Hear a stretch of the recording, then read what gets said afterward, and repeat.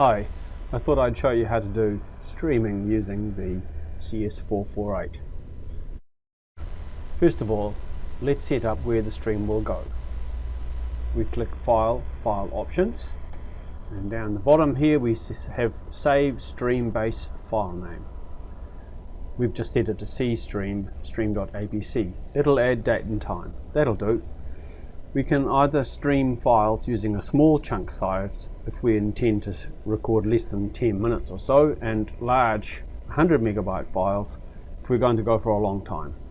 We'll go for small, it's a bit more responsive. Next thing we have to think about is how fast we want to capture.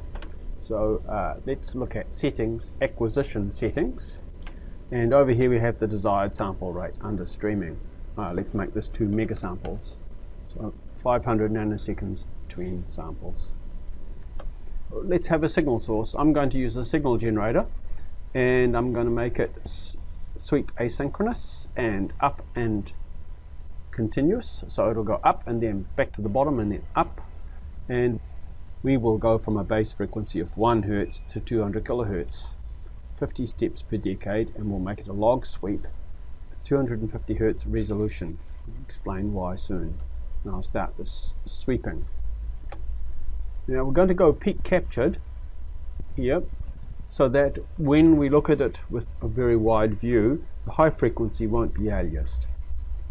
That does have an impact on how the spectrum works, and I can explain that a little later. I'll just go auto now, but we can see that it's sweeping. And it starts off low frequency, and I saw a glitch. And then goes high frequency.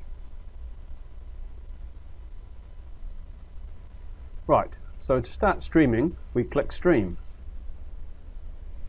and it's streaming. I've got 4 channels here, and they're all overlaid each other. We'll split them up later, but at the moment I thought it was a good way of showing that all 4 channels are recorded just the same. So you can see here the low frequency to high frequency transitions. So far we've recorded 55 megasamples, and we've got a resolution of 500 nanoseconds with a sample rate of 2 megahertz. On this PC we could keep doing this for another hour and 16 minutes. So here we have some data on how much is available. We've got 111 gigabytes used out of 499 gigabytes free. Not such a large hard drive. And so far,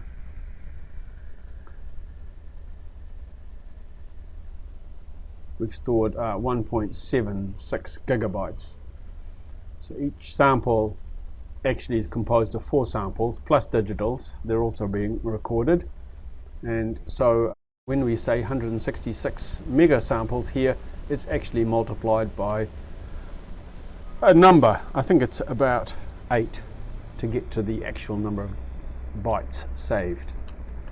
That'll probably do us. So to stop, we click Stream.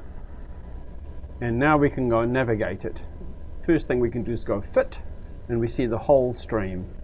Now you can see that there's little gaps in the middle there. That's where the frequency is low. We could just zoom in like this, and then pick a spot.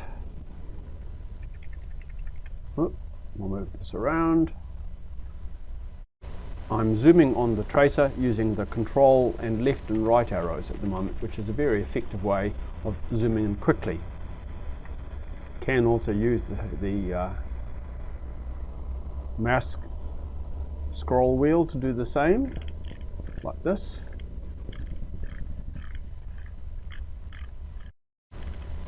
Now you'll notice that the waveform is a little distorted, and that's because we're using peak captured and we're running at 200 kilohertz waveform. So we're showing the high and the low values alternating.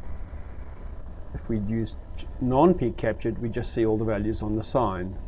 But this gives us something to look at. So how to navigate this? Well, one way is that you can go Fit again and then open the tracking graph. Here it is. And then make sure that the displays are linked, which they are. And that means that when I move the tracking graph, it moves around. So let's expand this just a bit so we can see a few of these. As you can see, it's very responsive. Even though we've got 200 mega samples stored in here, we can move around very quickly within the frame. So here we're in the low frequency part, and up here we're in the high frequency part. And you can see that the tracking display just follows it. Now if I set the information source here to tracker, and then move this backwards and forwards, we can see over here the frequency is changing. So as I go up in frequency, we have to wait till we get a full cycle in the tracking graph. Here we are, 5.7 up to 200 kilohertz or so. Right, we could also open the spectrum display. There it is.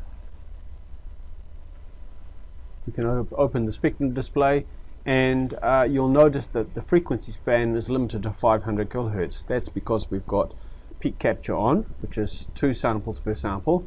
So effectively the 2 megahertz, which would usually result in a maximum frequency of 1 megahertz, is halved and it's 500 kilohertz. We can make this 250 hertz so that it corresponds to the step frequency. That way the peak of a frequency bin corresponds with the frequency step. So we could set the source here to tracker, and then by moving this here, let's just make this a little wider. By setting the source, we can see the frequency change. Now you'll notice that there are spurs on the waveform. These ones here, they're caused by the peak capture, which distorts the waveform by adding low, high, low, high. If we want best accuracy, we would not use peak captured, we would use sampled.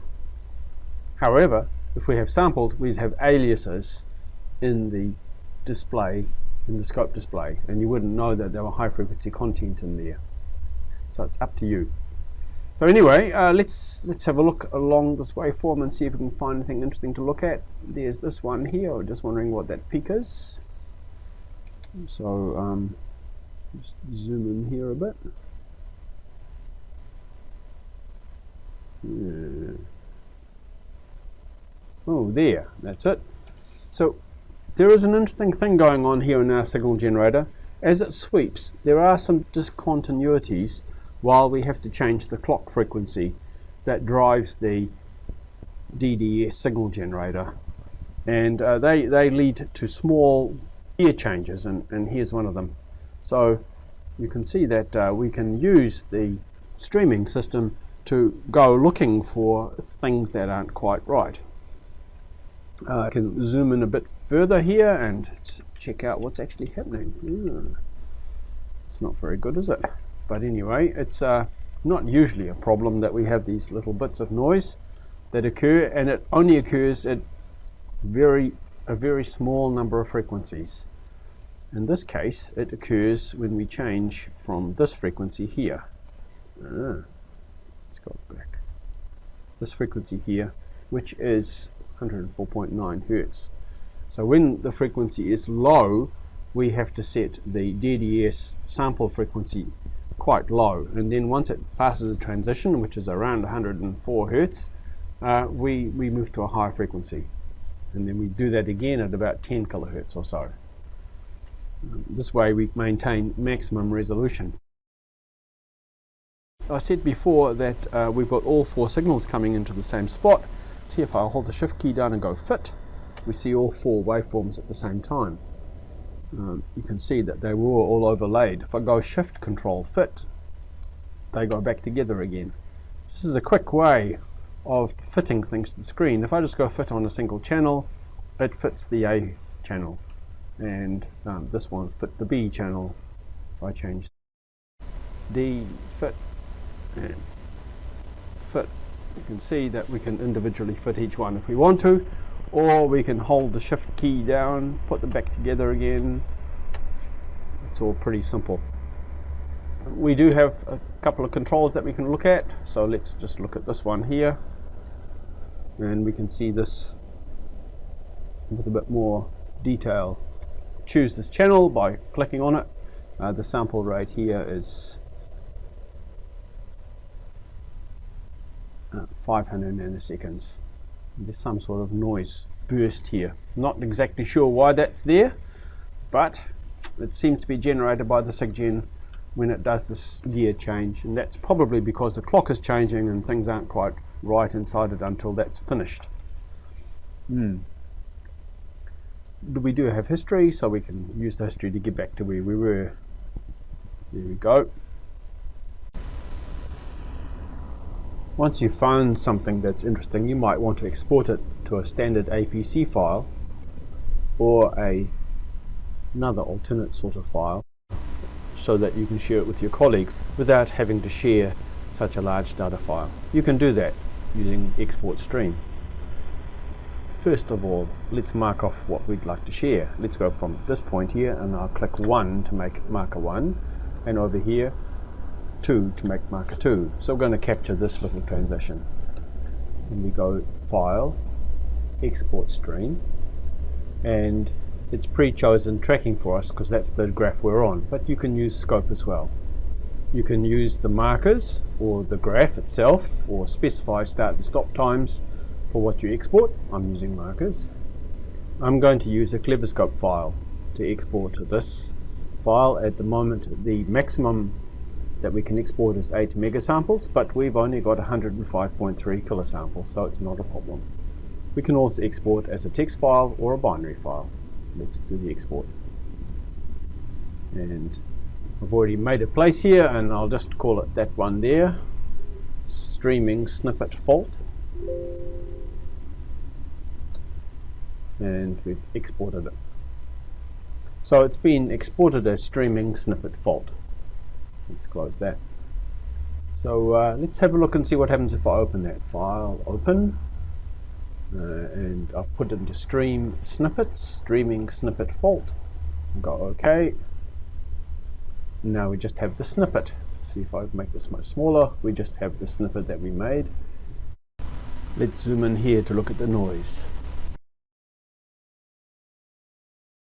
We can see the resolution is still 500 nanoseconds, which is the native resolution, and we can see that noise pulse again. So you can send the snippet off to your colleagues and explore just the part that's wrong. Quite a useful thing, I think. So you can see that we can capture a large time period. In fact, here we captured 1 minute and 39 seconds with 500 nanosecond resolution. This is much better than the resolution that you would get if you used the long time duration capture in a standard scope. Quite a useful thing, and we hope that you find it good. See ya.